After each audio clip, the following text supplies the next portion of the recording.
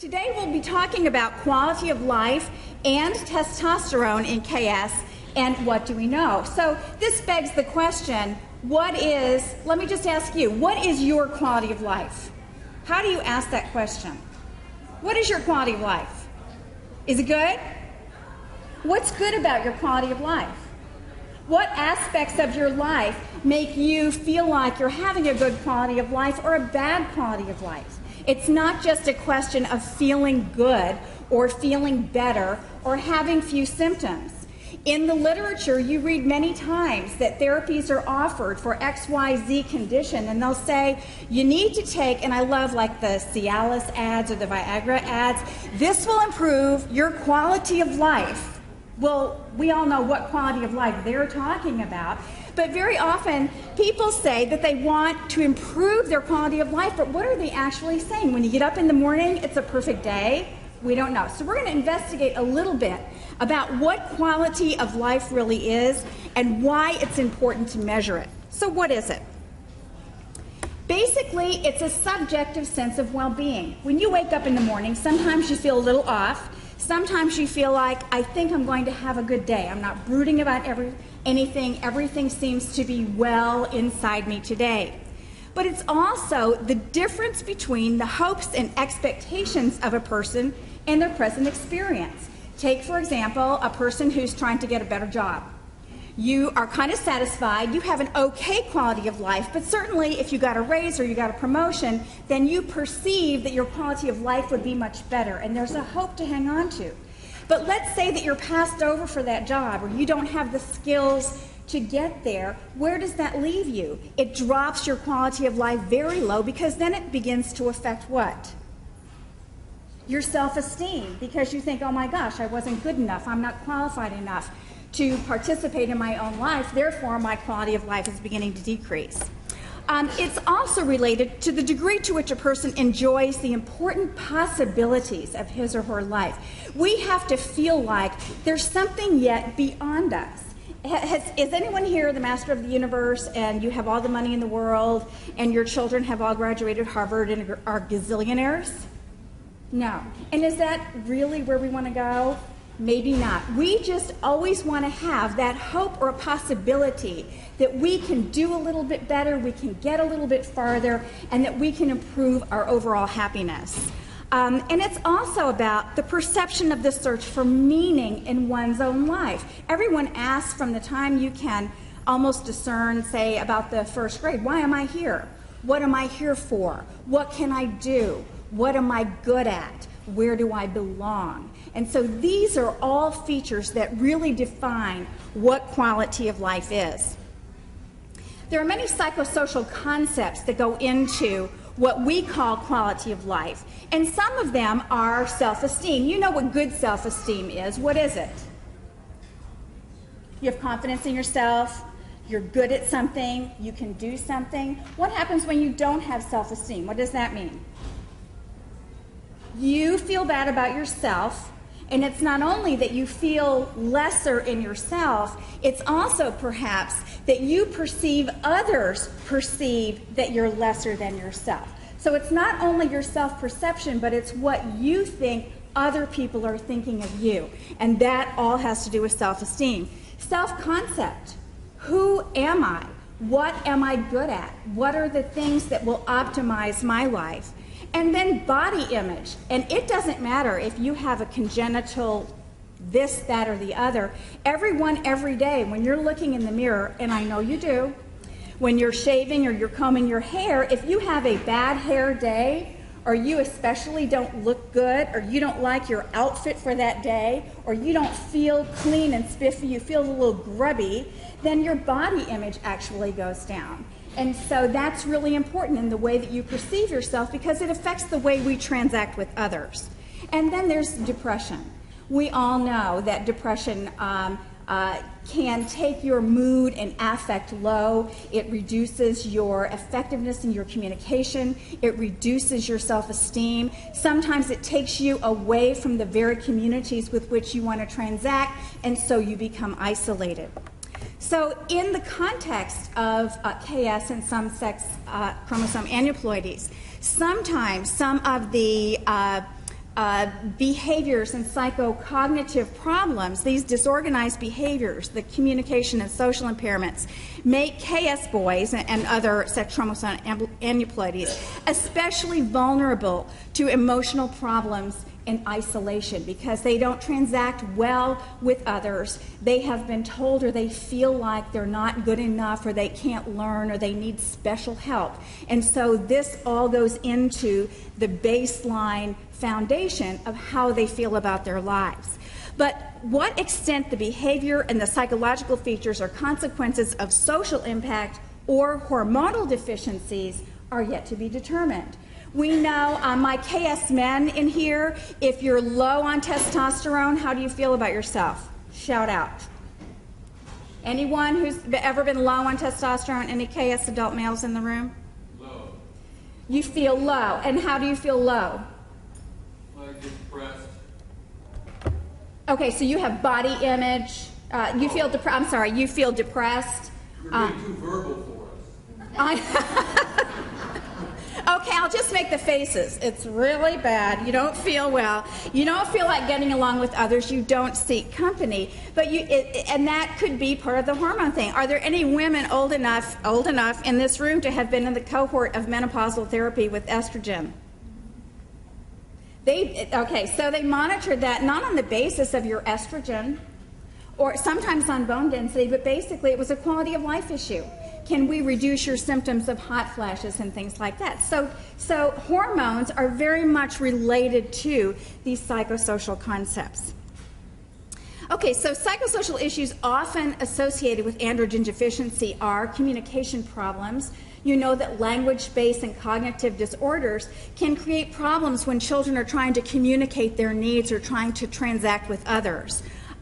We also know that children with 47XXY can also exhibit very shy behaviors or very aggressive behaviors, and sometimes they can alternate between the two. Sometimes they become very frustrated in their shyness and isolation and then can jump over into aggressiveness.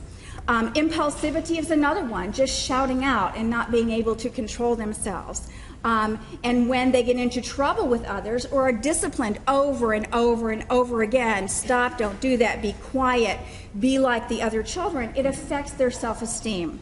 And then they become stigmatized. And stigmatization really is that condition of feeling different. And not only do they feel different, they feel less than. They don't feel as good as. And so they're identified as being a child with a problem, and that is all part of stigmatization.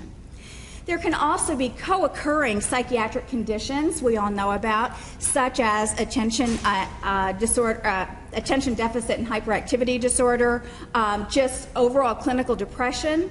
We've also known of dual developmental disability with psychiatric disorder, also associated with these extra X's, and also cognitive social processing problems. Dr. Van Ryn and Dr. Van Ryn's not here this year, but some of her colleagues are here and have done lots of research on how boys with KS read body language, how they're able to read facial expressions, that they're actually not able to recognize the look in a person's eye to tell whether or not they are happy or whether they're sad or whether they're angry. And when you're transacting with another person, that's very important to be able to read the person that you're speaking to. Okay, so what are the aspects of quality of life?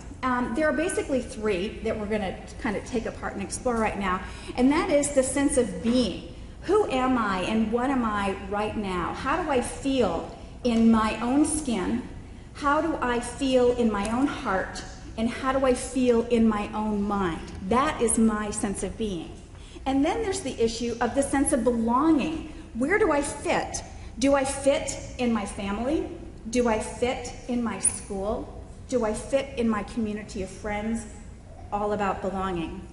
And then there's the issue of becoming. What do I hope to become? Do I have the capability of being good at something? Am I going to be able to fix cars? Am I going to be able to become a lawyer? I can't believe that. That's my phone. Ooh, how embarrassing. Okay. And so the ability to have hopes and dreams for the future are very, very important. If you're told, well, you'll never be able to learn that, you don't have the cognitive capabilities of being able to understand this, it will affect their quality of life because they go through life saying, I will never amount to much. And that is not a good position for any child to grow up in, or even any adult to live through. So let's look again at the concept of being. Being is about physical health. How do you feel? Do you feel healthy today? Isn't that a silly question? Do you feel healthy today? Well, if you have a health problem, anyone here with a chronic health condition, if you have a chronic health condition and it's dogging you that day, whether it be arthritis or a neurological disease or your diabetes is not in good control, that really affects how you feel about yourself that day. Your personal hygiene and your nutrition and your exercise all go into how you feel. If you don't feel good, chances are you're probably going to take care of yourself or isolate, but you'll take care of yourself in a way where you kind of isolate and wind up resting too much, not exercising, not eating the right foods. Grooming and physical appearance are very, very important. Have you ever been sick for 10 days? You pull the covers over your head, you don't take a bath for 3 days, your hair gets all yucky, and how do you feel? I'm a nurse. One of the first things we learn when people are in the hospital is you must bathe them every single day and brush their teeth and comb their hair. Why? Because it helps them feel better. It gives them a better sense of being, and it helps them become receptive to recovery and moving on. So psychological being. Psychological health and adjustment is very, very important. Resilience kind of falls in there. How many times can you be picked on and teased and yet be able to transact with your friends anyway? Yes, I am good enough. You can go ahead and call me what you want, but I can be resilient enough to tolerate and adjust to whatever the social situation is. Cognition can be a problem, especially in our KS boys, when there are certain aspects of the language-based communication difficulties that make it hard for them to understand what is actually happening. They might not understand that the very thing they said or the very thing they did injured someone or hurt their feelings. And so this is really important because then they feel like their friends don't like them, but it's not because of something that they intended to do, it's that they didn't understand that there was a cognitive barrier there. We do a lot of self-evaluation. When you say something, you think, well, did I say that the right way, or did I say it in the way that I meant? We're constantly self-evaluating to the point where you can actually build yourself up and say, yes, I feel good, I did a really good job, I have good self-esteem. Or you can say, I'm so afraid to do that, or I'm so afraid to say that because I'm nothing, and so the self-esteem then begins to fall. And then there's self-control. Are we able to take and tolerate, this kind of goes back to resilience, are we able to take and tolerate the bumps and the bruises of our everyday life? Now belonging. Physical belonging has to do with personal connection with our physical environment. Do you fit your home? I mean, some children are not in their homes. Some children are in foster homes, or some children are in homes where the people don't necessarily want children. This is a very important concept, especially when you're dealing with a child who has possibly cognitive and psychological issues. They must feel like they're at home. They feel comfortable there. When they get older, their workplace is really important. Do they have duties that they're able to fulfill? Are they welcome in their workplace? Does it fit them, their skills, and are they welcome there? And this is true of their community and their neighborhood. There's nothing worse than a child growing up and feeling like they're the only kid who's different than the other kids on the block. I can't keep up with them. They don't like me. They're isolated in their community. So this is an important aspect of belonging. Every child needs to feel like they fit into their neighborhood and also their community. The social aspects are links with their social environments. Do they have best friends?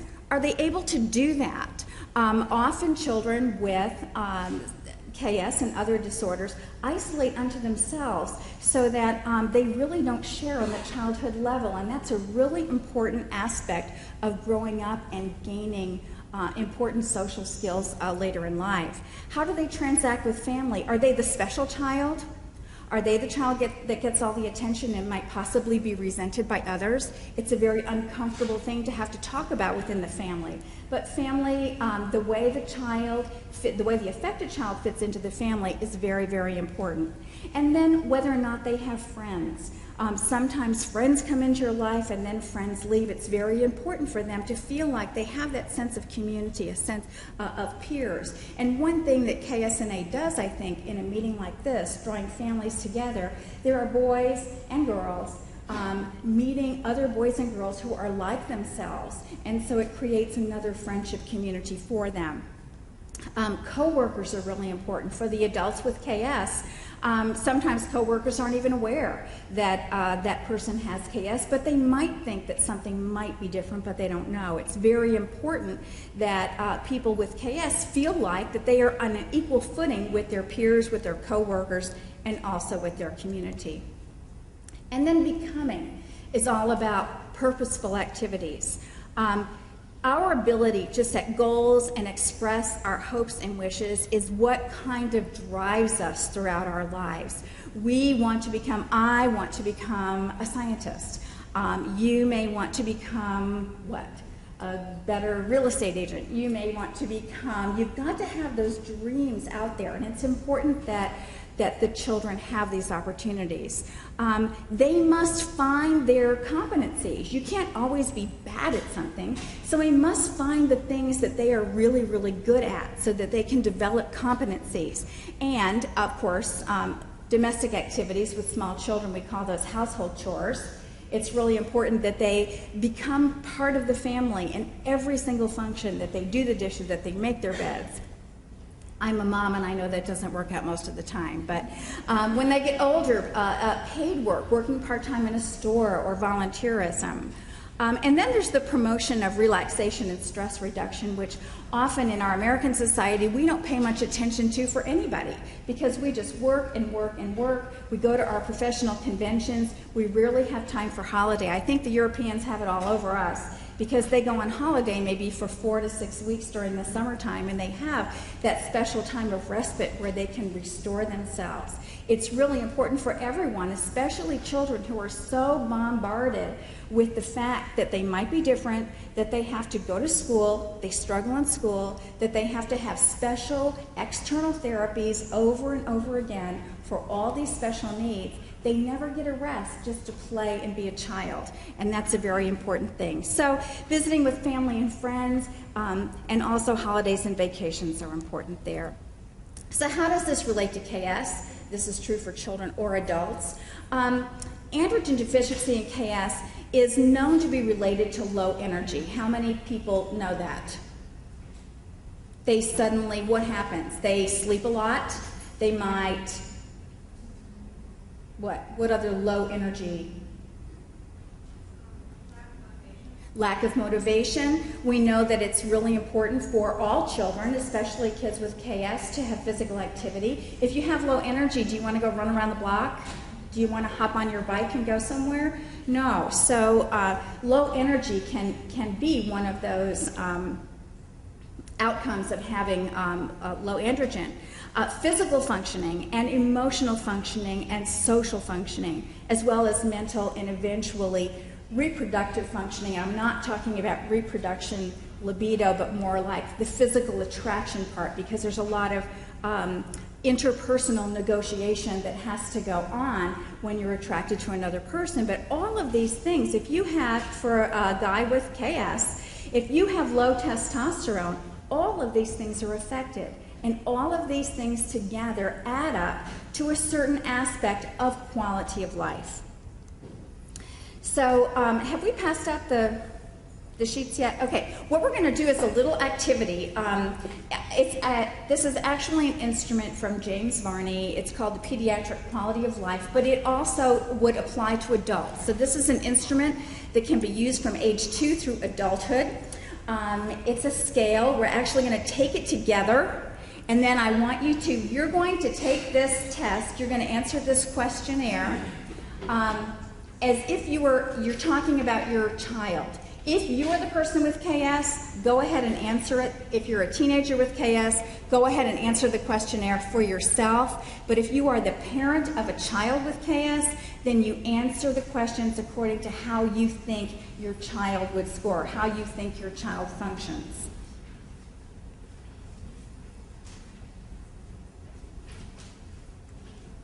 When you get your papers, there will just be lines, numbers for the questions. You will rate each question, 0 if it's never a problem, 1 if it's almost never a problem, 2 if it's sometimes a problem, 3 if it's often a problem, and 4 if it's almost always a problem. And this will appear on every slide. So we'll go through each one. Are we there yet? Almost? No? Okay. The PedsQL actually goes through 4 separate domains or subscales of quality of life. The first one is physical functioning. So given that scale where 0 is never, 1 is almost never, 2 is sometimes, 3 is often, and 4 is almost always, does your child have trouble, or do you have trouble running more than 1 block? Give a score for that one question.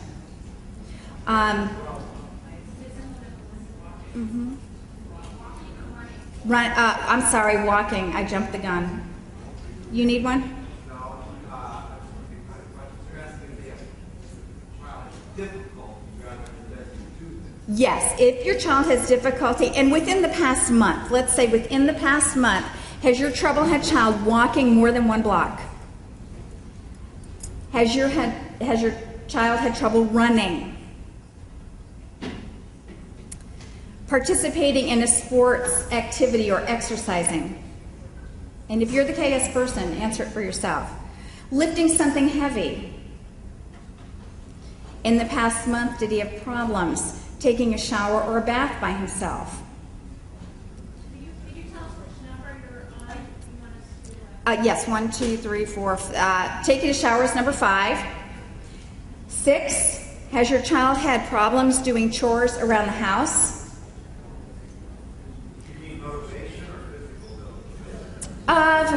Either one. It's, as a parent, do you think your child is having trouble for whatever reason doing chores around the house?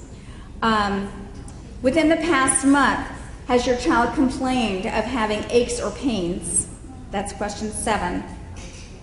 And then question 8 is, within the past month, do you think your child has had a low energy level, or do you have a low energy level? Okay, so add all those up. So you've assigned either a 0, a 1, a 2, a 3, or a 4. Just write the number down. If they don't have trouble walking more than 1 block, is that never? If they don't. Well, it's almost always. We don't have never. They made it. Oh, that is never. I'm sorry. Right, sure. If they don't, if you don't think it's a problem, you've never seen it. Yes. Yes. Yes.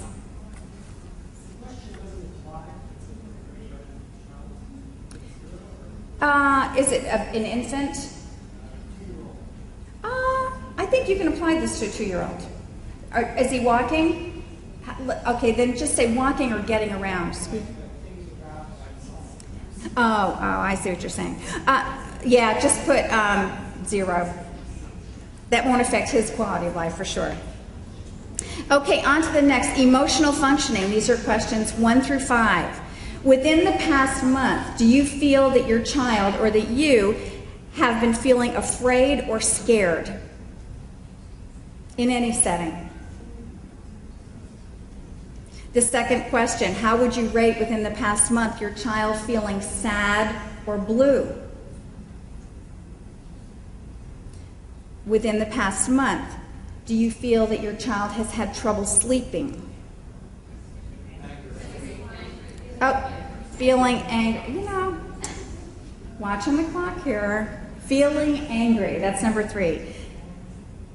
Number 4 is trouble sleeping. Yes. Okay, I'm having trouble. Inversely, do you answer, are they having trouble with, or in other words, if they're feeling angry, almost never, do we put 1, or you're saying having trouble Okay, if they're having trouble sleeping, then you would, if they're not having trouble sleeping, you would put never.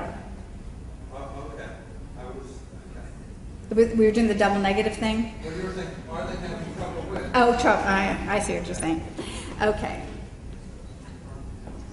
All right, and the last question. Do you think in the past month your child has been worrying about what will happen to him?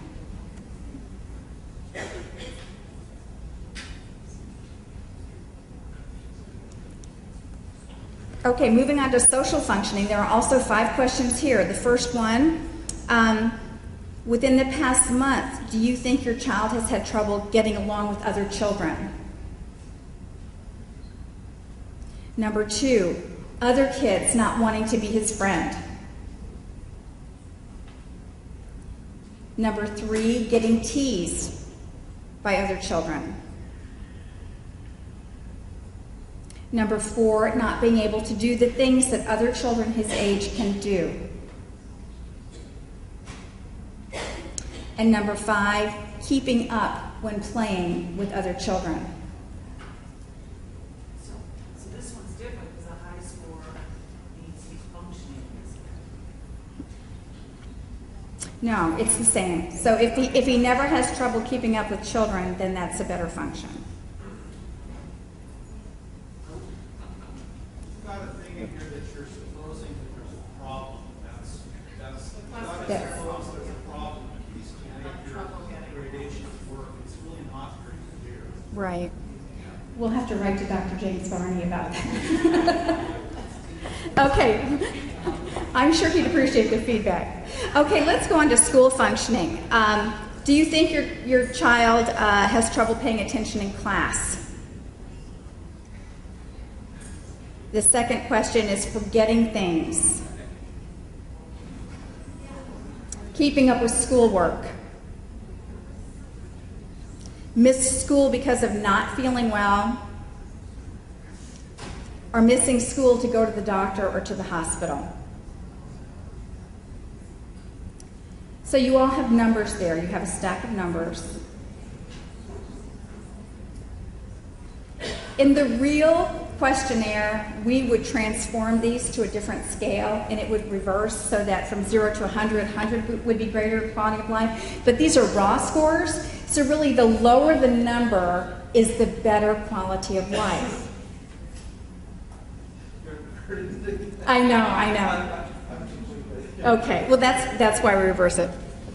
Anyway, the point of this exercise is not only do you get an overall score, because you're looking at physical functioning, emotional functioning, social and school functioning, is that when a child has poor quality of life, sometimes we can go to one of these subscales and say, well, the rest of his life seems to be going pretty well. It's mostly in the social area that we need to target.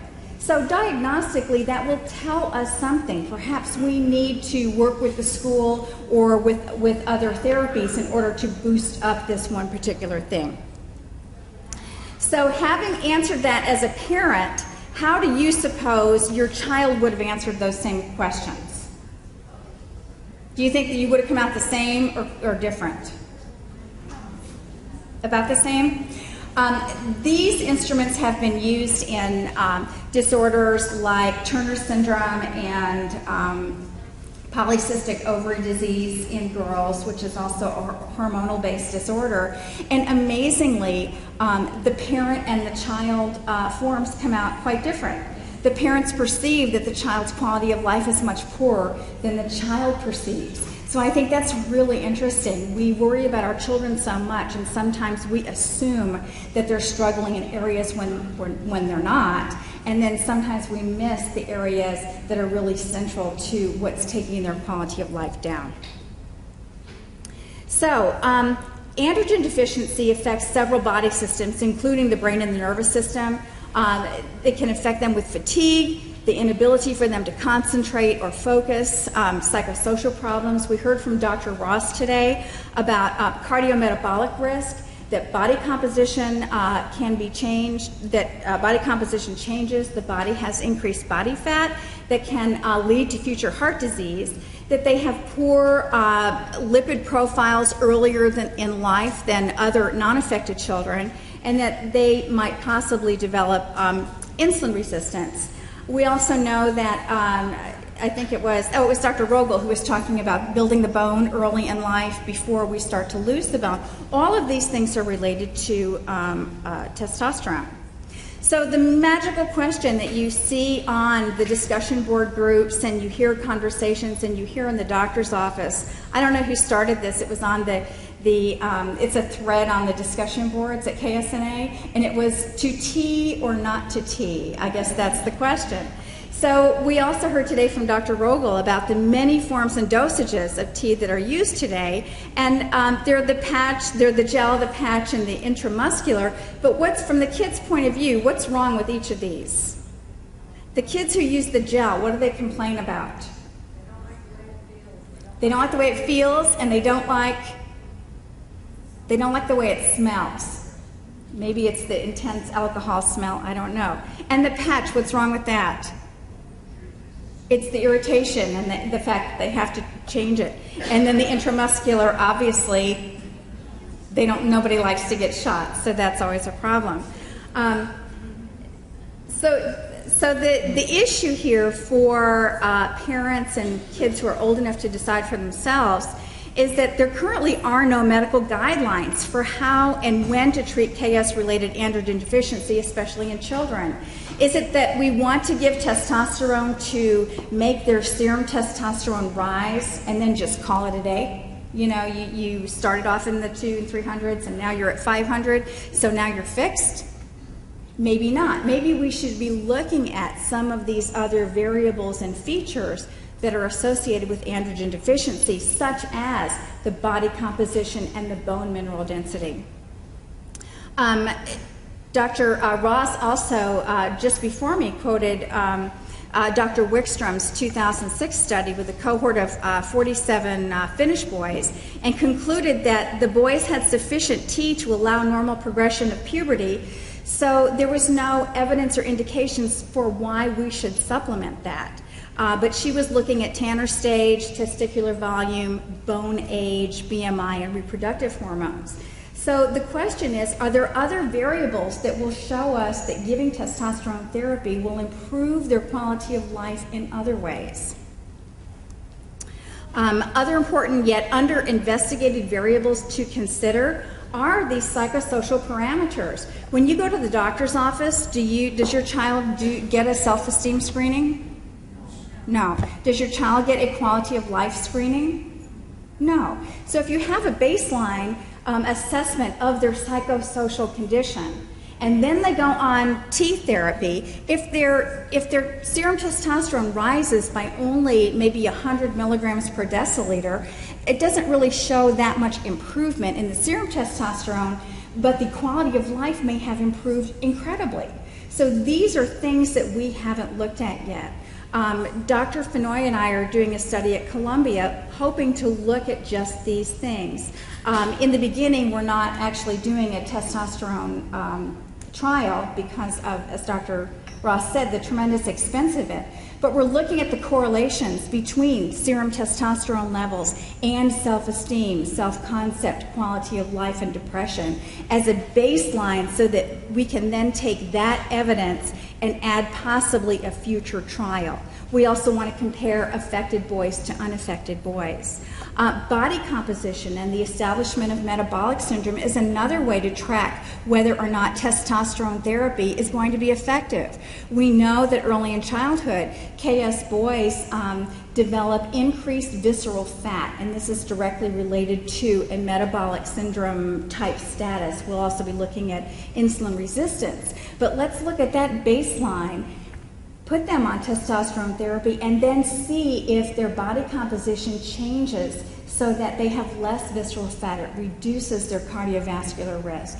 And the same thing can be said for bone mineral density. We measure bone mineral density when we're fairly certain that they've lost some bone.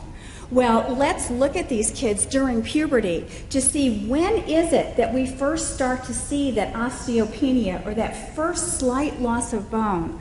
and to see if the testosterone therapy will help them hold on to the bone a little bit better. So there are many other ways of assessing whether or not testosterone therapy is going to be effective or not. It's not only in watching serum testosterone rise, but you also have to ask the person, is this improving your quality of life? Do you feel better on this therapy? In the literature, and I've done a lot of searching, there is very little research on, or bodies of evidence on hormone replacement, especially in KS.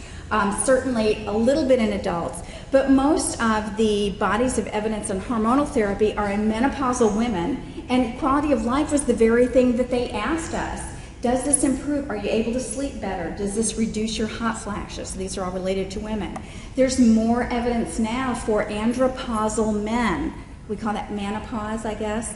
But for men who, in their 6th to 7th decades of life, normally their testosterone drops, and they experience the same hypogonadal symptoms as some of the KS boys do. So they're now doing trials, or they have been doing trials for a while, of testosterone replacement therapy in men to see if it improves what? Their quality of life and whether it preserves their bone mineral density. Turner syndrome, polycystic ovary disease, and congenital adrenal hyperplasia are also other disorders that use these types of variables to track whether or not their hormonal therapy is working. So it just seems like we should be looking at these variables as well, not just the serum testosterone.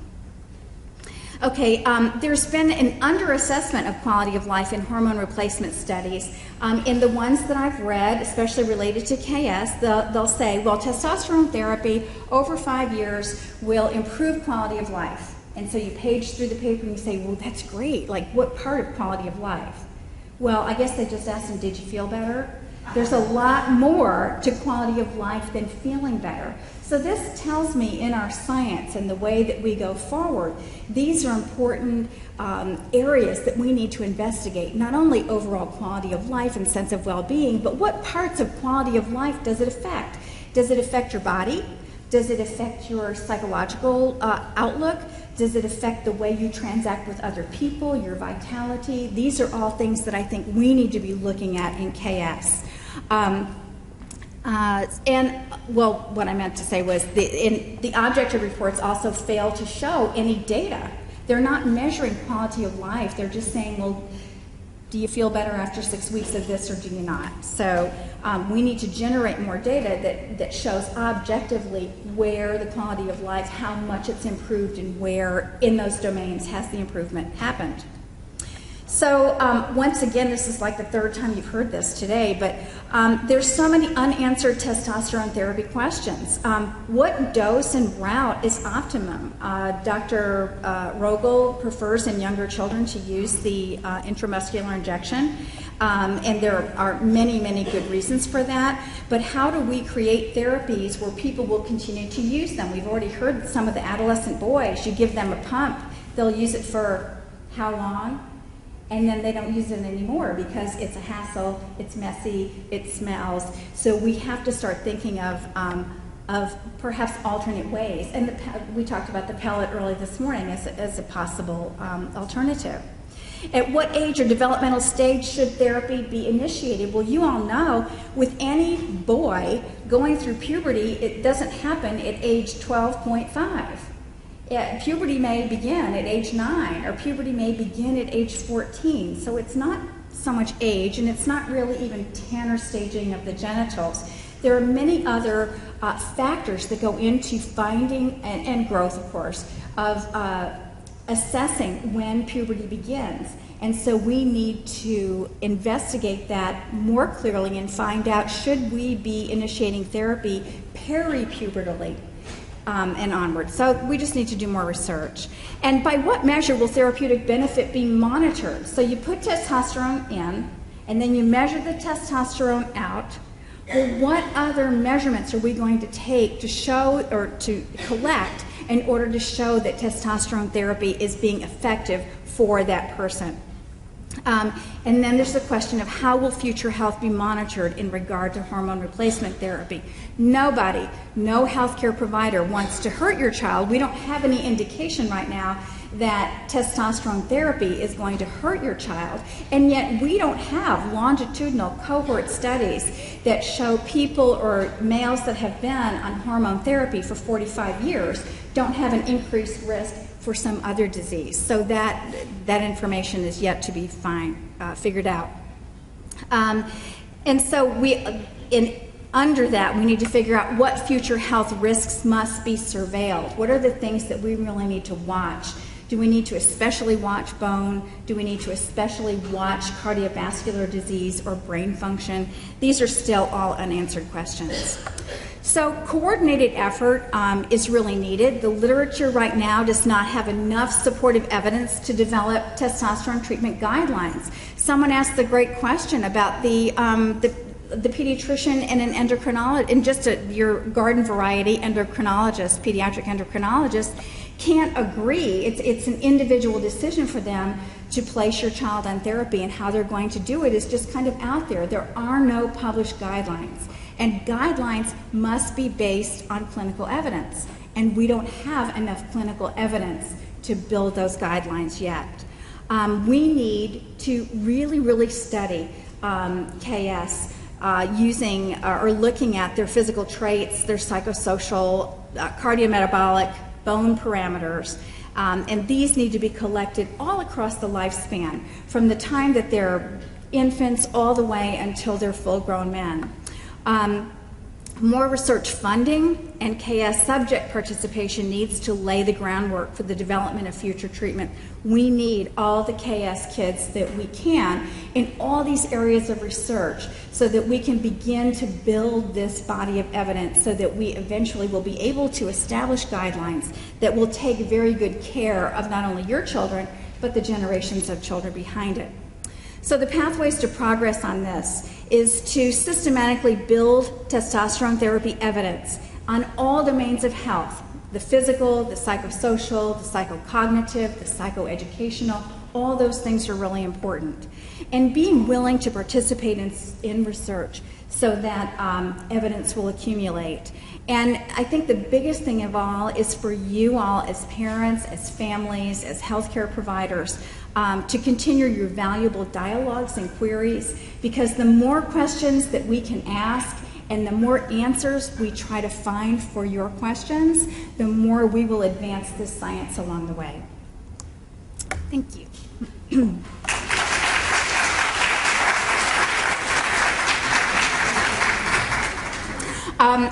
Dr. Fennoy is here, and we can entertain any questions you might have.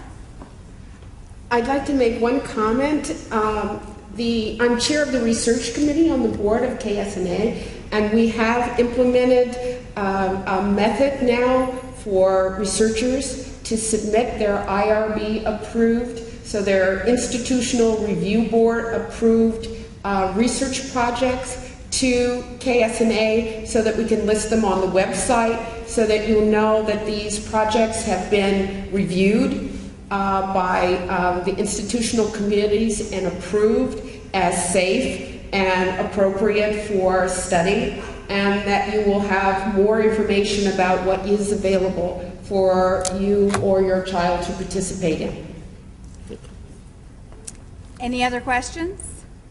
Question. I know it's far back, but do any of those studies address vitamin D? Because my son was very osteopenic, extremely, and when they did his vitamin D level, it was almost non-existent. And so when they replaced that with the testosterone long term, I would guess that it would have a much better benefit. None of the studies that were currently submitted addressed vitamin D. Vitamin D is a major issue in the endocrine community. Currently, in general, the population seems to be relatively insufficient for adults in terms of the daily amount that you should take has been increased in the last year from the 400 international units to the 800 international units per day. So it is reasonable in individuals who already have an underlying risk for decreased bone density to be sure that they get evaluated for their vitamin D status and that they are taking optimal amounts of vitamin D because it can only make things more of a problem, not less. I have two questions. One is the time in which the parents went into puberty. If they went into puberty earlier, like 9 or 10, will that affect your child? And that's critical since learning about the T levels is so important. And two, will the PowerPoint presentation be put online? Yes. The conference proceedings will be posted online and also, I think, available in notebook form and also CD.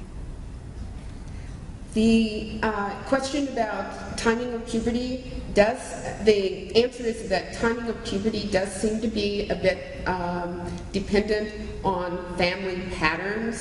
So families that have early puberty tend to have children who have early puberty, and the opposite is true in terms of delayed puberty. So this is one of the reasons why an arbitrary age for starting testosterone therapy may not be appropriate. The other issue is that people need to realize that the normal age of puberty in a male is from age 9 to 14.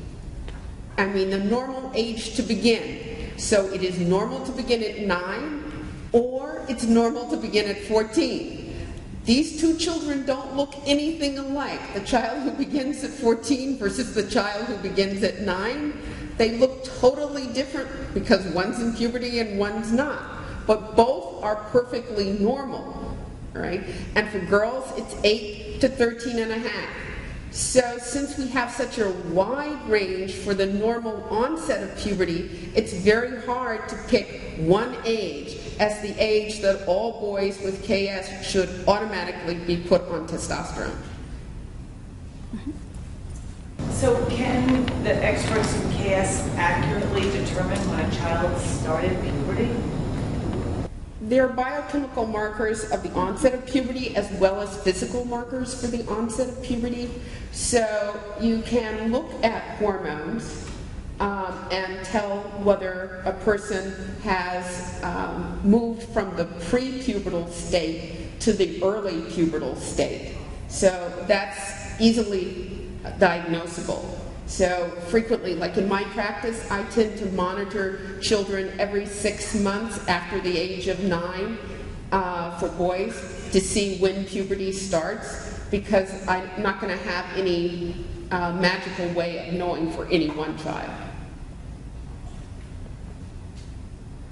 What external factors do you identify to help bring on the onset of puberty?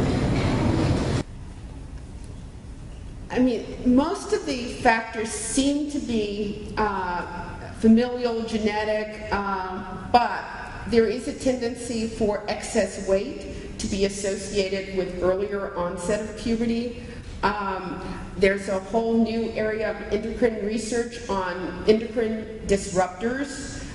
So we're talking about plastics in the environment that leach into the soil and water that tend to have endocrine mimetic. They act like hormones on the body. So all of those things are potential contributors to a particular child deviating in terms of when they would go into puberty, different from when they otherwise might be expected to. There are compounds that are sold over the counter, like in girls, lavender.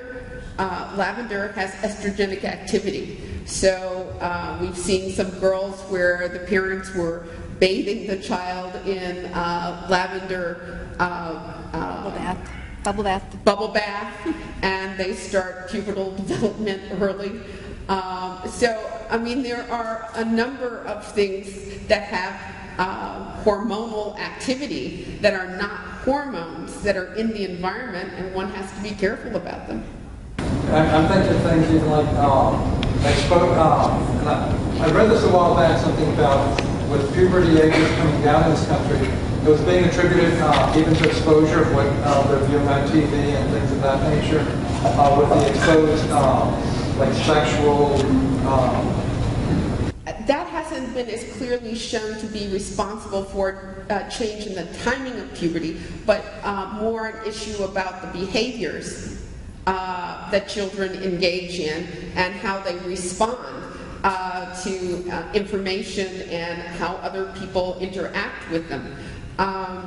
But timing seems to be much more related, currently at least in our thinking, to issues in the environment, the obesity epidemic that is generally across the country and what that's doing to hormonal regulation. And then more basic, the familial genetic tendencies. In the back. As far as the onset of puberty, can you look basically to the father for when you say, genetics? Can you look to the father to find out roughly when he went through puberty and it might be repeated? Because I think for girls you can look towards the mother's family. Actually, we look at both, for both girls and boys. So there is no way to know which tendency the child will inherit, the mother's or the father's family tendency. So we look for both in assessing pubertal onset with or without KS. So I'm just talking about any child that comes in with a question about timing of puberty. The interest is in having information on both parents. Yes? I don't know if this is proper form, but cost. If the cost come down, I preface this by saying I started off with injections, went to the patch, the cost became prohibitive, and my insurance wouldn't cover it, so I just dropped it. That's still a major problem. The newer forms are more expensive than the older forms, so that the most inexpensive form is the injectable form, and the more expensive are the gels and the patches. And at the moment, there isn't any absolute resolution of that because of the whole issue of drug abuse, or athletes abusing drugs that increase muscle mass and therefore give them more strength.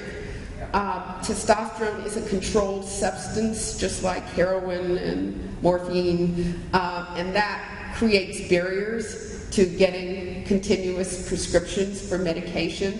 And it also means that pharmaceutical companies, insurance companies frequently take the attitude that they don't want to deal with it, and therefore they'll have reasons why they won't cover it, even if you have a medical need, or they make you jump through hoops to prove that you have a medical need to continue having it reimbursed by insurance. And that's an issue that isn't resolved, and it's variable by state, because the states are responsible for the individual prescription rules that a physician has to follow. Ballpark figure on the different costs. What's the cost? I have no idea. I don't. In talking about onset of puberty, since we often find that our boys are sometimes developmentally delayed, do you find that puberty falls under? Development in terms of mental development, learning development is totally different from physical development. The two do not necessarily coincide at all. So there is no expectation based on learning development in terms of what's going to happen in terms of pubertal development. And puberty doesn't necessarily go along even with physical skills. So for instance, the child who has a brain lesion at birth. So they may have cerebral palsy, they may have a cyst in the brain from a bleed in the newborn period. Those children may go through early puberty rather than normal or average. So puberty is its own issue, separate from physical capabilities and separate from learning capabilities or development. Yes? For a boy with XXY who is determined to not need testosterone in puberty, that his numbers just look okay, would there be any recommendations specific to nutrition or diet or, you know, nutritional and vitamin support that would be recommended to put them in the best shape for entering adulthood? We don't have any specific research on XYY in terms of nutritional. Oh, in terms of XXY? I mean, in terms of the general nutritional for all the groups, XXY, XYY, XXX, the nutritional information is pretty much the nutritional information for the general populace. There is the whole issue about the testosterone-estrogen ratio that has been a big issue in the XXY community. But that's still very much an unresolved issue. And there are products in the environment that foster estrogen activity. So parents have tried to limit exposure to estrogens. We don't know really whether that's a good approach or not, particularly since the more recent data on the brain suggests that masculine behavior may be dependent on estrogen at critical periods of life, so that the brain seems to determine its masculine behavior based on estrogen levels during development. So we're talking about like in utero, we're talking about animal experiments that have shown this to be true. So, you know, manipulating the testosterone-estrogen ratio is something we don't have any data on, and it's just problematic for parents to do that. I mean, they're free to do it, but there's nothing we can say definitively in terms of how it will benefit your child or hurt your child. All right, so it's really still nutrition, the nutrition we have for all children. Yes. Could you talk a little bit more about the environmental products or stimuli that promote estrogen stimulation? I can talk. Go. Go. Right now, bisphenol A, bisphenol A plastics have been associated with estrogenic effects in the environment. Bisphenol A, many states now have enacted new laws preventing baby bottle companies from manufacturing anything made with these plastics. You'll see it BPA, and I forget what the code is on the bottom, but if you Google BPA, you'll get a lot of hits on that. Within the past 2 years, there's been research on the East Coast of fish and other fauna in streams and waterways showing bisexuality in terms of having ovarian and testicular components in their bodies, such as frogs and fish. And they found in a couple of these communities that these ponds had very high levels of equine estrogen. And you think, well, that's horse pee. So why would there be horse urine, so much horse urine in one part of the country? And some of the theories are that women who were on estrogen therapy, which Premarin is made from horse urine, that in the elimination, just the normal elimination of women who've been on hormonal therapies, actually gets into the environment, goes downstream, we're bathed in it, we drink it. So that may be one of those are some of the environmental exposures. But this area is really still very much under investigation. The plastics is the one that has gotten the most documentation for, and there are all sorts of FDA actions being taken to limit exposure of children to things that are leached out of plastic into the water or the milk, because babies are the most vulnerable group. And soy, also soy products, estrogen, right? Soy products do have estrogens. They are phytoestrogens, so plant-based estrogenic activity. However, they have not clearly been shown to have any adverse effect and to initiate early puberty. None of that has been demonstrated from that exposure. But part of it is still in question. We're still using soy formulas. There has been no move to discontinue that in any way because they also have a lot of positive things and nothing adverse has been associated with them. Certainly children who receive soy formulas are not being shown to go into an early puberty. Okay, I think we're at time anyway. Yes. Okay. So if that's the last question, thank you very much. Thank you.